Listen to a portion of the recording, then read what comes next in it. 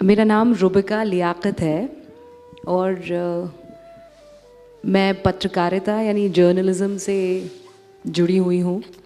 बहुत सारे चैनलों में काम किया है।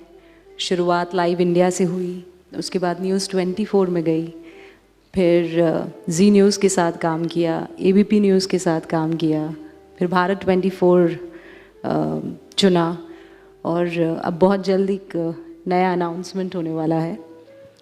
लेकिन उससे पहले ब्रह्म कुमारी से मेरा रिश्ता 2 सालों से इनडायरेक्टली चल रहा है, सुमन दीदी। और ये इनडायरेक्टली ऐसे है कि ब्रह्म कुमारी में वार्षिक सम्मेलन होता है, मीडिया जगत के बहुत सारे लोग आते हैं। तो मुझे पिछली 2 बारी से आमंत्रण, इनविटेशन मिल रहा था। तो पहली मर्तबा जब मिला तब मैं बहुत व्यस्त थी, नहीं आ पाई। लेकिन ब्रह्म कुमारी के बारे में, या ये कहिए कि एक अप्रत्याशित रूप से जुड़ाव हो गया। फिर पिछले साल ऐसा था कि टिकट बुक हो चुकी थी, मुझे ब्रह्म कुमारी में उस वार्षिक सम्मेलन में आना था और सब कुछ तय था कि मैं कौन से रंग की साड़ी पहनूंगी, कितनी बजे आऊंगी, क्या मुझे कहना है, किन किन लोगों के साथ बैठने वाली हूँ। और जिस सुबह मुझे निकलना था, और मैं दिल्ली में रहती हूँ, टिकट बुक हुई थी उदयपुर की, उदयपुर से मुझे माउंट आबू आना था।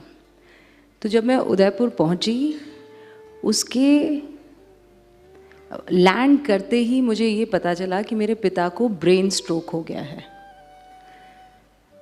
और हमारी कोई तैयारी नहीं थी। वो 4 घंटे बहुत महत्वपूर्ण होते हैं जब आपको ब्रेन स्ट्रोक आता है कि आप उन्हें अस्पताल में लेकर जाए। वो 4 घंटे का विंडो होता है, अगर वो इंजेक्शन मिल जाता है तो आपका शरीर काम करने की स्थिति में रहता है, ऐसी संभावना ज़्यादा होती है।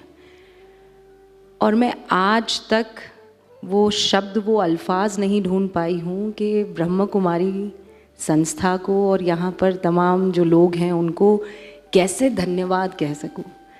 क्योंकि ये वो मदद थी जो कभी कोई बेटी अपने सपने में नहीं सोच सकती थी। मैं अपनी टिकट शायद पहले कभी ना बुक कराती, मैं उदयपुर आने का सोच भी नहीं रही थी।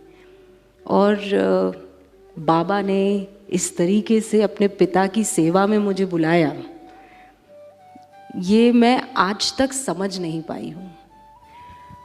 और फिर दिसंबर जो बीता है, तब मेरे अंदर पता नहीं क्यों ये भाव पैदा होने लगा कि 2024 की शुरुआत मैं स्पिरिचुअलिटी से करना चाहती हूँ। जब दुनिया अलग अलग इलाकों में घूम रही होगी, तस्वीरें खिंचवा रही होगी, तब मेरा दिल ये चाह रहा था कि मैं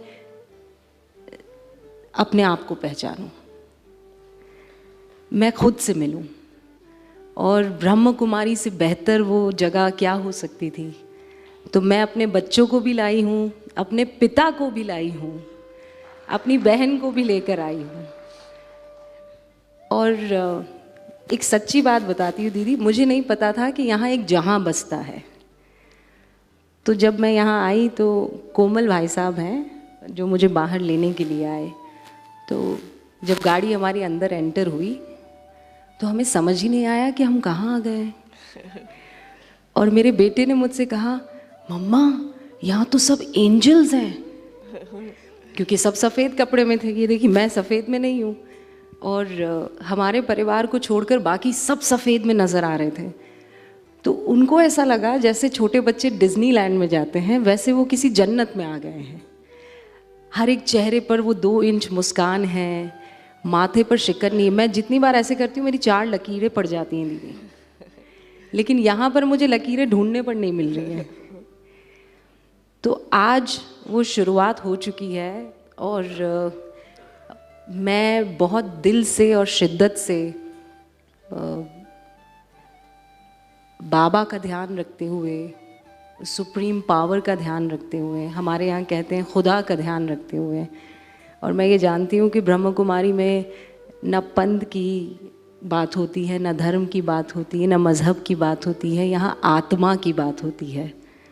तो आज ज़रूर मेरा लिबास अलग है, लेकिन बहुत जल्द मुझे मालूम है कि उस पथ पर मैं चल निकलूँगी दीदी। शुरुआत आज से हुई है। बहुत अच्छे।